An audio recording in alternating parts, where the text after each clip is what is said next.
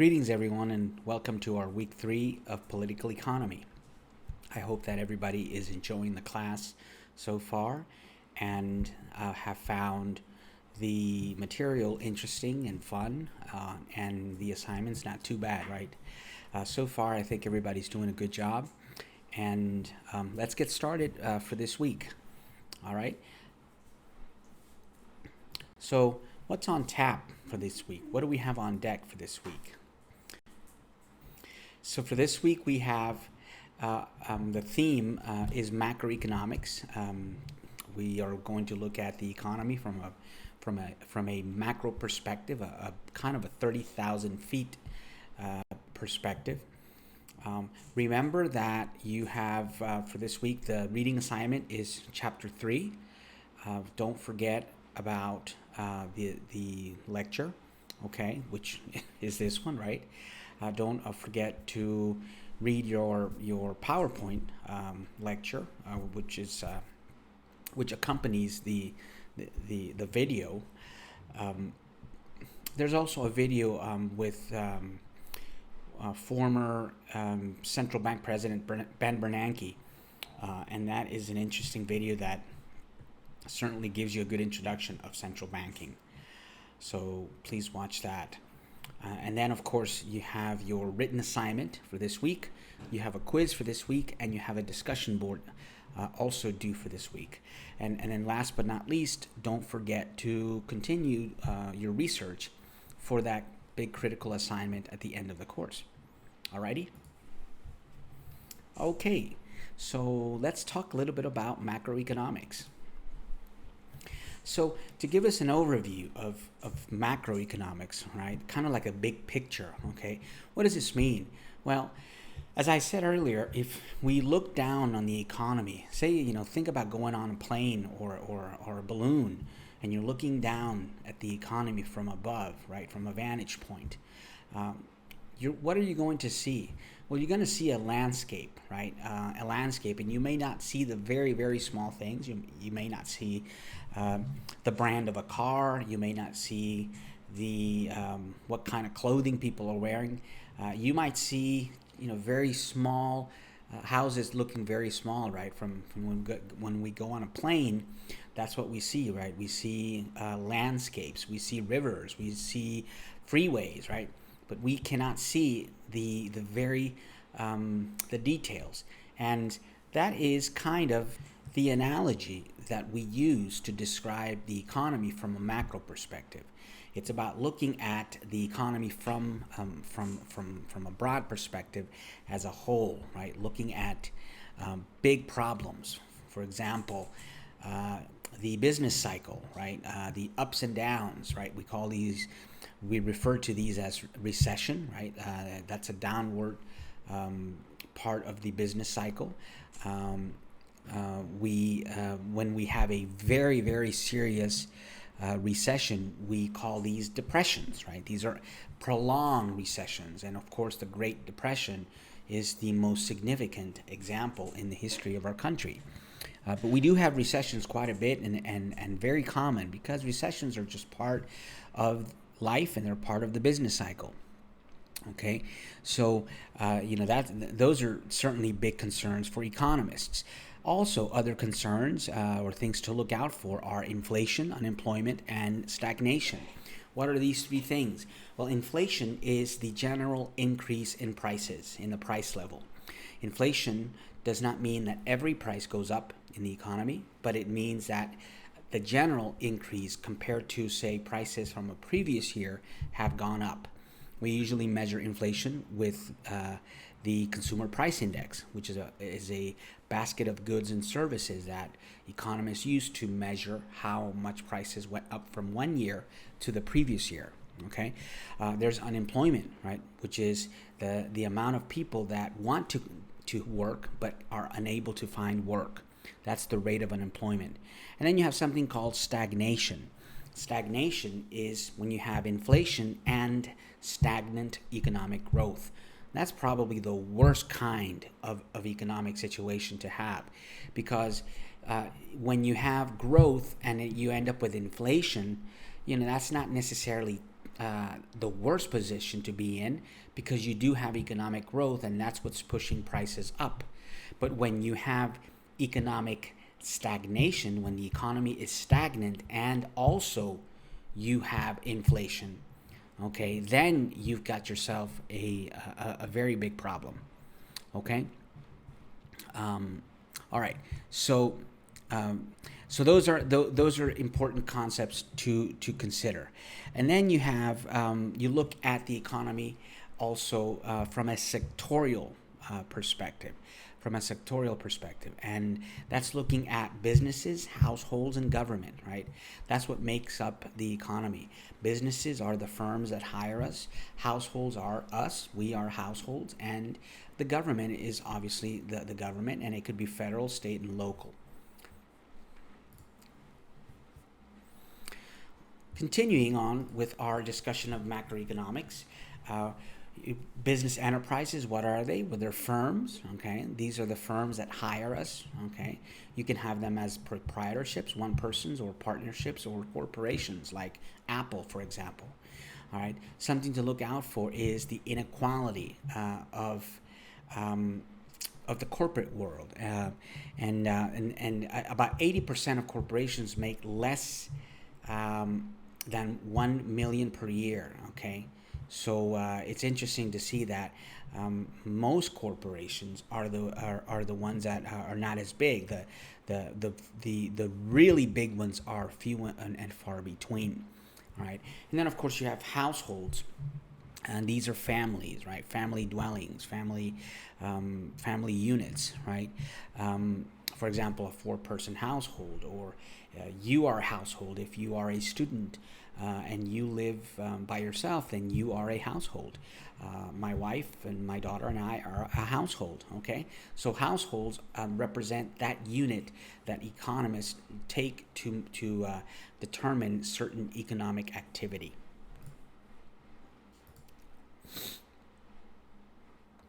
All right. So macroeconomics is explained in by looking at different important elements. One of them, we talked about it, was inflation. The other one, we talked about it just a little bit, and that was employment or unemployment. And the other one is GDP, or growth. Okay, GDP is like the heart of macroeconomics. You cannot take a macro course if you don't talk about gross domestic product. So what is gross domestic product? Okay, well, gross domestic product is the combination, or the way that economists use to determine how much an economy grows from one period to the next. And there are different ways to measure GDP, but one way is by looking at GDP from the perspective of the different sectors, or different parts of GDP that drive GDP growth. So you have consumption, investment, government spending, net exports, and net exports, yes, which is exports minus imports. Okay, so you have here, and let's look at these, and then we're going to talk about each of these. Okay, so you have consumption. What is consumption? Well, it's the goods and services that we as households consume. Okay, investment is what firms invest in, and what we as consumers also invest in. Like, for example, a new home. A new home is an investment. Then you have government purchases, right? And this includes government expenditures at all levels, all 3 levels of government. So this could be, like, for example, what the U.S. government spends on national defense, or on education, or on infrastructure. All right, and then you have net exports, which it's exports minus imports. So we call these net exports, which is just the sum of exports minus imports. So let's take a look at each of these and see, especially the key drivers, right? Consumption, investment, government spending. If you look at consumption, well, consumption is everything that households buy, okay? So what we buy, okay, and save but not invest, all right? Because households make money, right? They make an income, and from that income, they will spend some of it, and they will save some of it. Well, whatever they don't spend, they either invest or they save, all right? The part of the that is invested goes in the category of investment. The other part goes into consumption, which includes durable goods, non-durable goods, and services. Okay, like for example, a lawyer fees, or lawn services, right? Those types of things. So that is consumption. Then you have investment, and again, the biggest investment, or one of the biggest investments that we make in our lifetimes, is the purchase of a home. So housing becomes a driver for GDP. So needless to say, the next time you're watching television, right, or CNBC or CNN Financial or Fox Financial, whatever, whichever channel is to your liking. But if you're watching the news or Bloomberg or what have you, and you hear the person that's giving the news mention the sale of new homes, or new homes in the U.S. went up by 10%, that's good news for growth, because that means that there's demand for new homes, which means the demand for investment, or investment is going to be going up, and as investment goes up, growth, GDP will also go up. So new homes become a huge investment driver for gross domestic product for the economy. Okay, but an investment can come in many different ways. For example, firms don't buy homes necessarily, they buy new plant and equipment, right? They buy tractors, and they buy vans, and they buy machinery, and desks, and computers. All of these are investments, right? Also, change in inventories, right? This is also investment, right? When you buy inventory to sell, that change in inventory from beginning inventory to ending inventory is considered investment, because firms invest in inventory so that they can then resell the inventory. And then residential construction, of course, and sales of new homes, right? Okay, and then we have here government purchases. Government purchases, the biggest non-mandatory, because in the budget, in the American system, in the U.S. economy, you have mandatory spending and you have discretionary spending. Well, of the discretionary spending, the biggest chunk is usually national defense, right? And so this is a huge expenditure package where the government makes purchases for these types of things, right? Like uniforms and weapons and boots and that kind of stuff, right? So federal government purchases go into things like defense, and non-defense, like providing for services or goods or services for the people, maybe welfare programs, okay? And then there's also state and local, where the U.S., either the federal government will provide grants for the state governments to buy certain things for their citizens, but also state governments also make government purchases as well.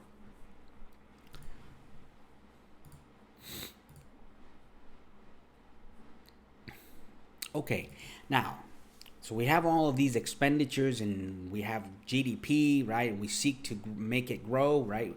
The higher the consumption is, the higher the investment is, the higher the government spending, and obviously we want to promote exports and import also, but we do want to have a healthy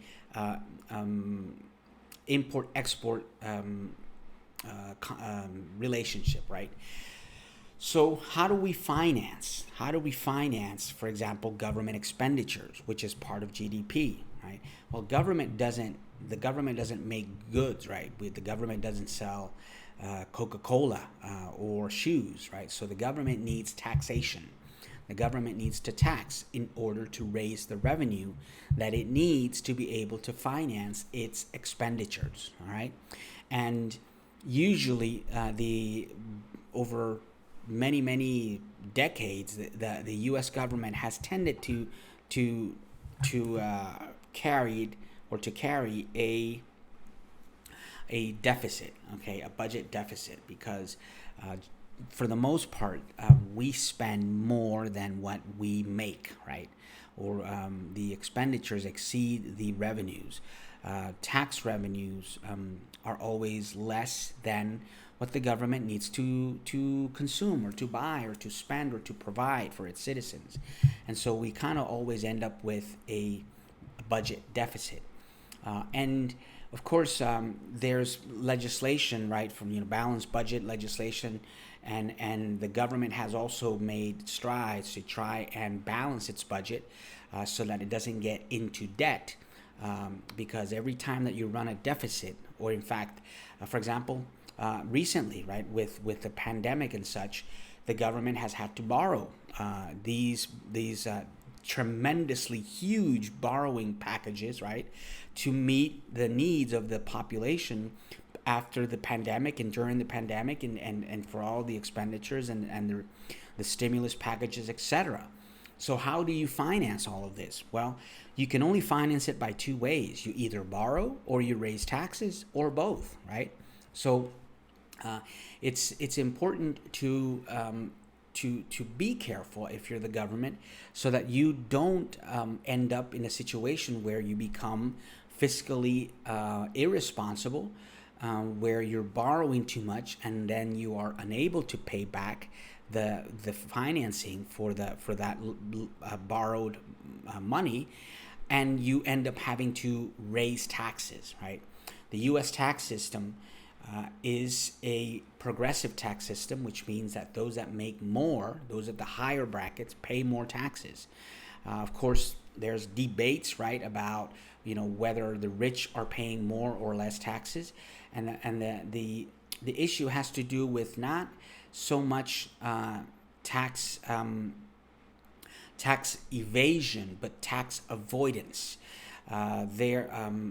Those that are at the upper echelon, right, the owners of corporations and people that are very wealthy at the top, are able to exempt a lot of their tax income, right, through tax breaks and the like, right, tax shields. And so they end up, after all is said and done, they end up paying a much lower effective tax rate than folks at the bottom, okay? But the tax system is still a progressive tax system, okay?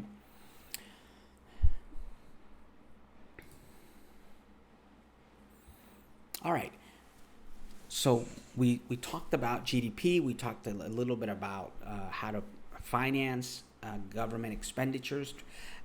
There's also another concept in this chapter that is raised, and that's this idea of crowding out. Okay, and what is crowding out?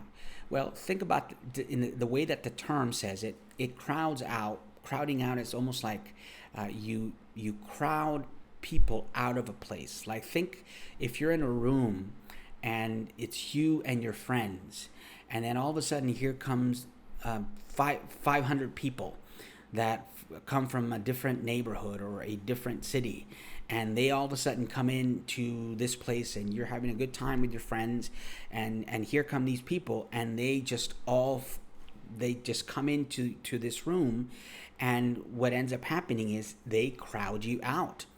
They essentially put so much pressure in the room, you cannot stay there anymore, and so they actually push you out. Okay, and so that's kind of crowding out. That's the idea of crowding out. And in economics, we have many different ways where crowding out takes place, right? For example, the government might crowd out private sector of investment firms or private sector sources of money by borrowing, okay, by selling bonds, okay, government bonds, T-bills, okay.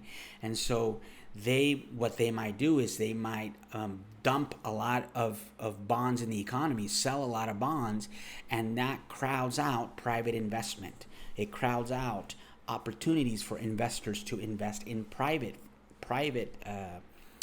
equity, either equity or other private bonds, because T-bills are very safe and they reduce the overall risk of investment, and so and they're very reliable, and so they're in high demand. And when the government provides these for borrowers, well, it often crowds out borrowing, and it crowds out investing from investors to be able to take advantage of private sector investments.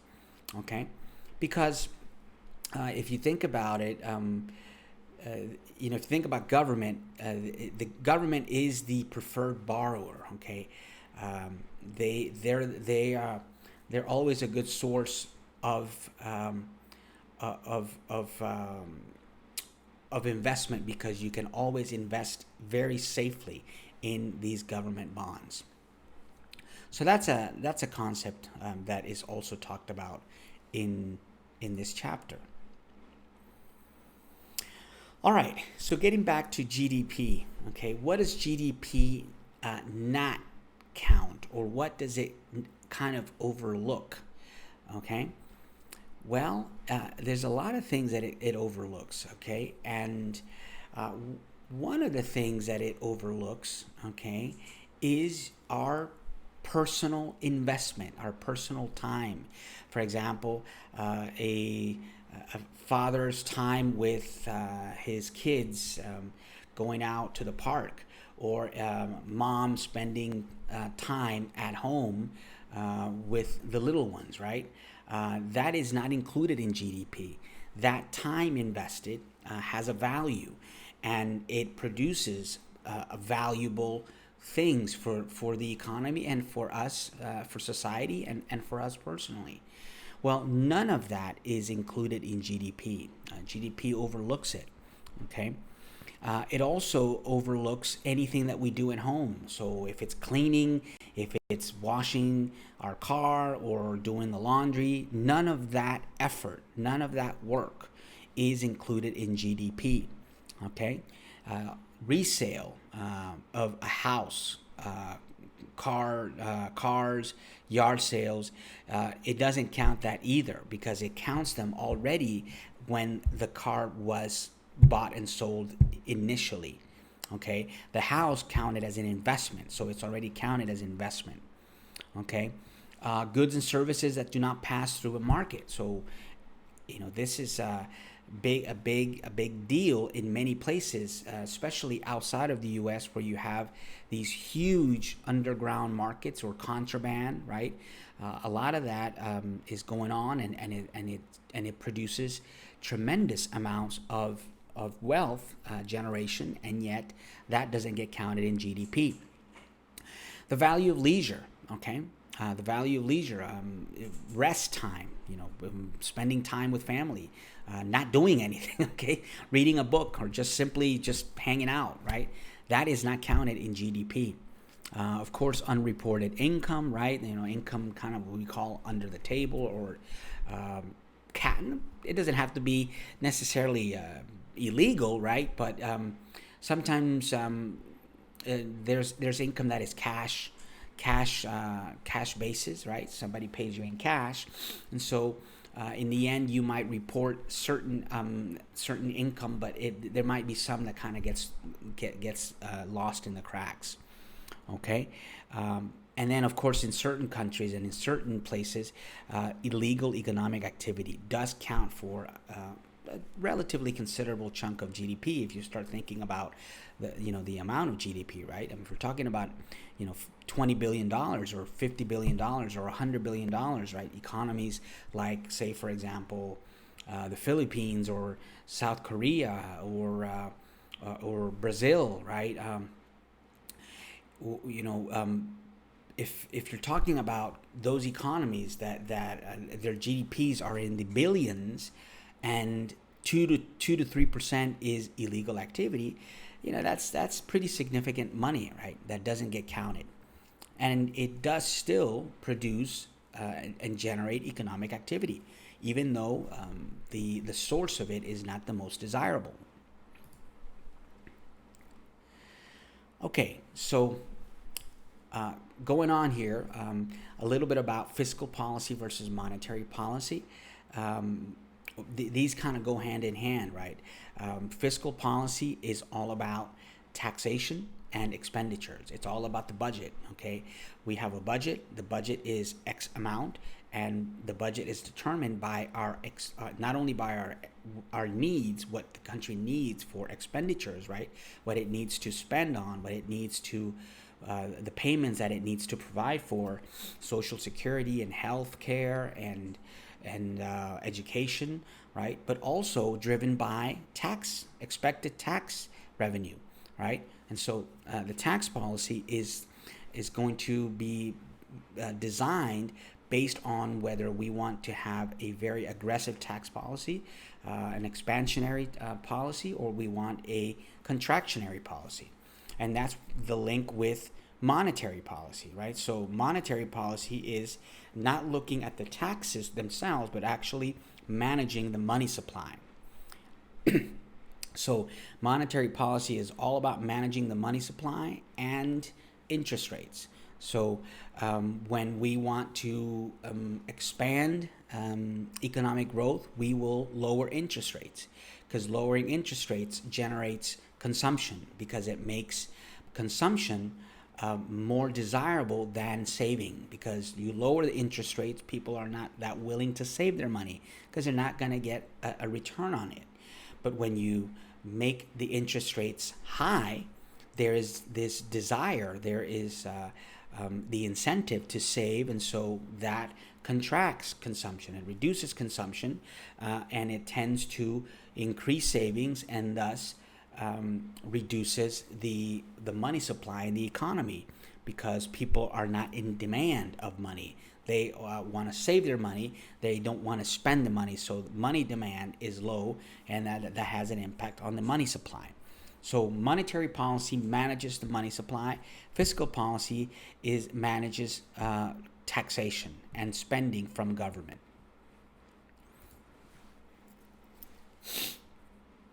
Okay, so these next couple of slides just they give us a little bit more in-depth look at monetary policy. Of course, the Federal Reserve Board is the body that is constituted and legally constituted by the U.S.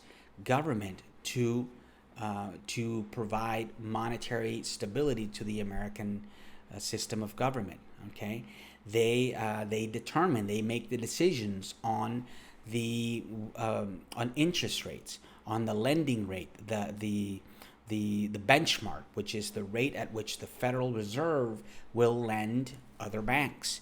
And so, of course, this is the big price in the economy, right? If the Federal Reserve cuts interest rates, you will see the stock market go through the roof, because the stock market loves when the Federal Reserve lowers interest rates, because that means the cost of borrowing is low. People will borrow so that they can consume or invest. When the Federal Reserve lowers interest rate, it creates an incentive for people to consume and not save, which means a greater propensity for people to buy goods and services, and firms love that. Right? The opposite happens when the Federal Reserve raises interest rates. And then, of course, Wall Street reacts, usually negatively, and you will see the market take a downward turn. So that's monetary policy. And then just a couple of more points here on for example, reserve rates, the discount rate, and open market operations. These are some of the part of the role that the Federal Reserve performs for the U.S. government. Okay, for example, the Fed establishes these ratios for borrowing. How much cash does a bank need to have? Okay, as a reserve minimum. How much cash do they need to keep in house and not lend out? And of course, if the reserve ratio is higher, that also puts a downward pressure or downward pressure on economic activity, because that means banks have less money to lend out. When reserve ratios are lowered, then the banks can lend out more of the money that they keep in house, and that stimulates economic growth, or at least it stimulates borrowing and spending. Okay, so this is just part of what the Federal Reserve does. Okay, so I hope that you have found this lecture interesting and informative. And as always, I wish you well. I hope you enjoy the week. Please let me know if you have any questions or concerns, right? And as a last thought, there's how do we make sense, or what kind of Christian lesson can we take from looking at the economy from so far up, right? Looking at the big picture, looking at things like GDP, right?